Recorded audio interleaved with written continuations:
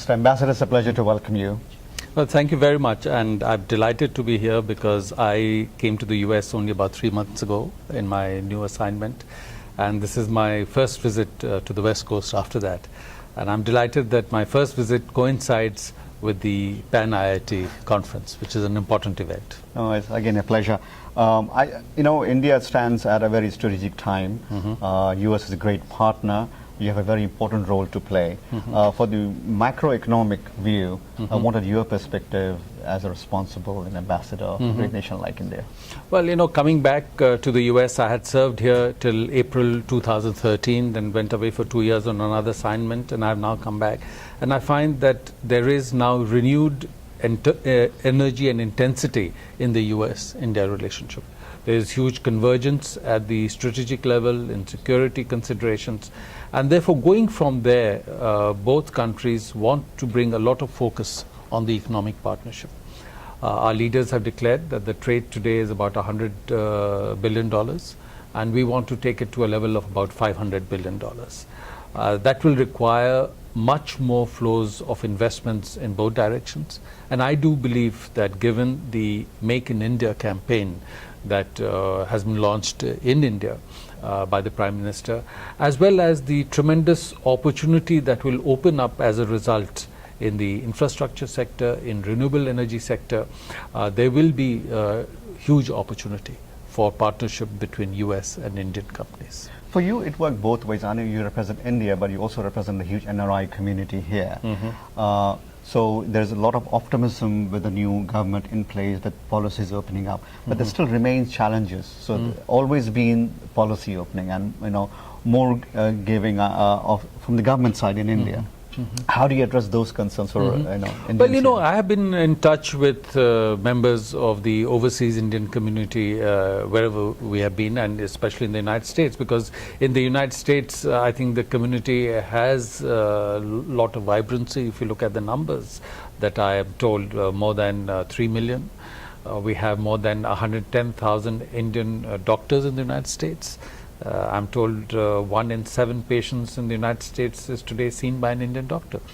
40% of all hotel rooms are owned by Indian Americans, and large number of engineers. And if you look at the Silicon Valley, you see the contribution in terms of technology entrepreneurship. So our effort is to engage with this community and to see in what way we can leverage their interest, their strengths, their capacities to contribute to development processes in India, and also to contribute to building the US-India economic partnership. So we are in constant dialogue with them. Why do you think, this is a general question, that Indians, when they come from IITs and other institutions, do so amazingly well in terms of entrepreneurship and technology? Well, so let me say 2 things. One, clearly the US has been famed for entrepreneurship and technology.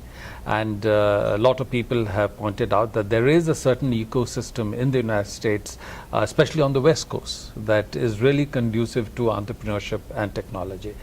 So that's one. Second, in India, we've had a history of entrepreneurship. Perhaps they bring that and the education that they have achieved in India, because many of them have done their first degrees in India and then come here. So I think that has enabled them to then seize on the opportunity that is available to them here. But having said that, you have to also acknowledge that a lot of innovation is happening in India. Right. I have served in different countries. I have served as ambassador in Israel. I have served as ambassador in France. I have now ambassador here, but I had earlier assignment. And I have met CEOs of a large number of companies in these countries, and they tell me that many of them are doing niche R&D and development work in India, not just for the Indian market, but as part of their global operations, because a lot of cost-effective R&D is happening in India. For example, if you take our mission to the Mars, it cost 1/10 the cost of the US vehicle to the Mars, and I'm told less than the cost of making a Hollywood movie that had focused on space. So there is that dimension of innovation, and again, a lot of people will tell you that in the last couple of years, the startup sector in India is getting a lot of energy. In last 2 years, for example, $4 billion have flowed into startups in India. So I think there is certainly a leadership position in the US in innovation, but I think there is a lot of energy in India in innovation, and I think going ahead we will see much more partnership between US and India in innovation. And lastly, in terms of younger people coming into the foreign service, and this is reflected back to the India's young population, have things changed? Are there more opportunities? Are things different now for people pursuing career? Well, you know, around the time that I was joining the diplomatic service, the foreign service, at that time the opportunities outside government in India at high levels were limited. And I remember before joining the government service, purely as an insurance policy, I had applied and tried to get some jobs in the private sector, just in case if I didn't make it through the exams. And I did get a job in the private sector. And my family, I could see, was quite depressed that maybe I'll take a private sector job and what will happen. Eventually, of course, I joined the government. But today, the opportunities in the private sector are tremendous, and therefore those who are now opting for the government, I find, are very often opting for the government because they want to engage with policy making. And they want to engage with going out there in the rural areas and dealing with those situations. And those who'd rather engage with technology, with entrepreneurship, with business, have huge other opportunities available.